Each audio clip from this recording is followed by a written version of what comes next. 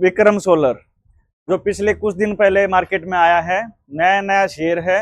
अभी इसमें क्या कुछ हो सकता है, क्या लेवल्स हैं, ट्रेडिंग लेवल्स जो भी रहेंगे, आज हम इस वीडियो में पूरी बातचीत करेंगे कि विक्रम सोलर में आने वाले दिनों में तेजी दिखेगी, मंदी दिखेगी, क्या सपोर्ट रहेगा, क्या रेजिस्टेंस रहेगा। दूसरी बात, ये तो पहली थी भाई, ये स्टॉक्स ना, ये वीडियो सिर्फ और सिर्फ एजुकेशनल पर्पज के लिए है। अगर आपको बाय सेल की रिकमेंडेशन चाहिए तो अपने फाइनेंशियल एडवाइजर से जरूर संपर्क करें। तो चलिए टाइम को वेस्ट नहीं करते हैं, शुरुआत करते हैं कि ये क्या कुछ कर रहा है। देखो 1 घंटे का हम टाइम फ्रेम रख रहे हैं।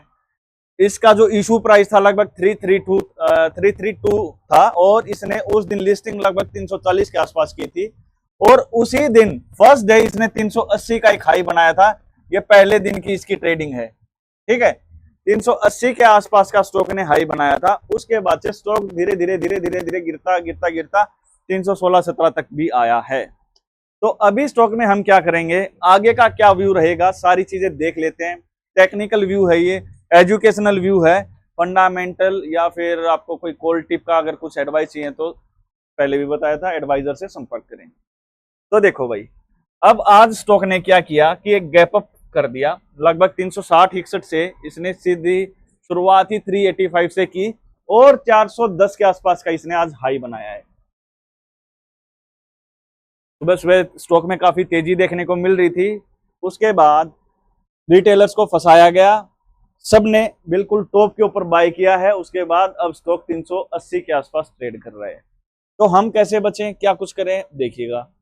अब देखो, ये जो मैंने लाइन लगा रखी है, ये वाली यहां से शुरुआत हुई थी। जो स्टॉक के लिए क्या था, पहले एक रेजिस्टेंस था, आज इसके लिए क्या बन गया, ये एक्सपोर्ट बन गया, सपोर्ट का काम कर रहा है।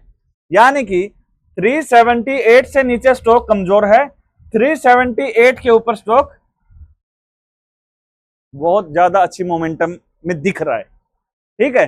तो अगर स्टॉक यहां से अगर ऊपर जाता है तो ये एक 405-10 का जो लेवल रहेगा, ये इसके लिए एक रेजिस्टेंस का काम करेगा।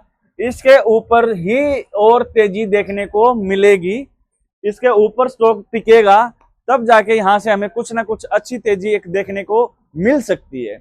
अब बात करें नीचे की, इन केस 378 के नीचे आता है, भाई हमें संभावनाओं की हर जगह से ये देखना चाहिए कि नीचे क्या होगा, ऊपर क्या होगा। अब नीचे आ गया तो एक गैप है, गैप फिल हो सकता है। यानी कि दूसरा, ये तो स्पोर्ट 1 है 378, उसके बाद हमारा जो स्पोर्ट 2 रहेगा वो 360 रहेगा। यानी कि अगर स्टॉक यहां से गिरता है तो 360 के आसपास कंसोलिडेट करके वापस ऊपर आ सकता है। इन केस अगर 360 भी अगर टूटता है तो उसके बाद 340 तक के लेवल देखने को हमें मिल सकते हैं, क्योंकि इससे पहले क्या था, स्टॉक के लिए एक रेजिस्टेंस लाइन थी। स्टॉक बार बार ऊपर जा रहा था बट इसको क्लियर नहीं कर पा रहा था। तो अब हमें ये 2-4 लेवल मिले हैं। ये हम कौन से टाइम फ्रेम पे देख रहे हैं, 1 घंटे के टाइम फ्रेम पे देख रहे हैं। इन केस भाई बिल्कुल ही 340 के ऊपर भी नहीं रुका तो ये 317, 18, 20 का जो लेवल है स्टॉक के लिए काफी क्रूशियल लेवल रहेगा। इसको एक बार के लिए रिस्पेक्ट करना काफी जरूरी है। इससे नीचे जाएगा तो स्टॉक का स्ट्रक्चर चेंज हो जाएगा। आरएसआई जो एक बार 80 के आसपास चली गई थी वो भी कूल डाउन हो चुकी है। आरएसआई का क्या सीन है, आरएसआई का हम ये करके चलते हैं कि जैसे देखो पिछली बार 60 के आसपास आई थी, यहीं से वापसी की थी। तो अगर आरएसआई अगर एक बार 60 के आसपास आता है और यहां से अगर ऊपर की तरफ जाता है तो उसका मतलब स्टॉक में दोबारा तेजी देखने को मिल सकती है, ठीक है। अब बात करें कि भाई 20 मूविंग एवरेज देख लेते हैं एक बार, बोलिंजर बैंड को भी देख लेते हैं एक बार, क्या कुछ बोल रहा है। सारे ही चीजों पे हम देख रहे हैं कि कहाँ क्या कुछ हो सकता है। अब आप देखोगे, देखो जो 20 मूविंग एवरेज है वो 356 है और हमारा इससे आगे वाला जो सपोर्ट है अगर 378 टूटता है तो 360, मतलब 360 और 57-58 का जो लेवल है वो काफी इंपॉर्टेंट है। वो मेक और ब्रेक लेवल रहेगा, वहां से ये दोबारा ऊपर जाएगा नीचे जाएगा, वहां जाके ही डिसाइड आप कर पाओगे, ठीक है। ये चीज हुई। अब देखो भाई, यहां से स्टॉक अगर 378 के ऊपर जाके ये बोलिंजर बैंड 395 के आसपास है, ये धीरे धीरे धीरे धीरे फट जाएगा और ऊपर भी जा सकता है। ये बस व्यू है, टेक्निकल व्यू, एजुकेशनल व्यू ही है, इससे ज्यादा और कुछ भी नहीं है, ठीक है ना। तो बोलिंजर बैंड अभी डे टाइम फ्रेम पे तो बना ही नहीं है, वहां हम देख ही नहीं सकते हैं, क्योंकि वो 20 दिन के बाद में वहां एक मूविंग एवरेज शुरू होगी। 20 दिन अभी स्टॉक को ही नहीं हुए हैं, ठीक है ना। तो बस यही दो चार चीजें थी यार। RSI भी ठीक है इसकी, ये आज बढ़िया अच्छा खासा एक बढ़िया स्पॉट बना है, यहाँ से आप स्टॉक को देख सकते हो। हाँ, जब भी गैप अप वगैरह हो ना, स्टॉक को अवॉइड किया करो, अदरवाइज जैसे आज फंसे हो ना 400 के आसपास, आपने जरूर बाय कर रखा होगा, ऐसे ही फंसोगे। क्योंकि हर न्यूज चैनल में हर जगह इसका यही डंका बजेगा कि स्टॉक भाग गया है, ले लो, निकल जाएगा, यहाँ से 500 के लेवल दिखेंगे, 600 के दिखेंगे। ऐसे थोड़ी ना लेवल दिखते हैं, लेवल का भी लेवल होता है। अब ये लेवल पे अगर बाइंग बन रही है तो ही बाइंग होगी ना भाई।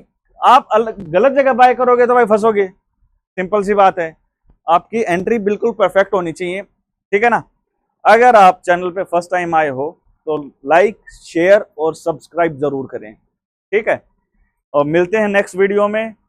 आप टेलीग्राम ग्रुप को अगर ज्वाइन करना चाहो तो मैं नीचे डिस्क्रिप्शन में डाल दूंगा टेलीग्राम लिंक, वहां भी मैं टेक्निकल एनालिसिस करता रहता हूं, आप ज्वाइन कर सकते हो। मैं हूं SEBI registered RA Vivek Kumar, signing off. मिलते हैं कल।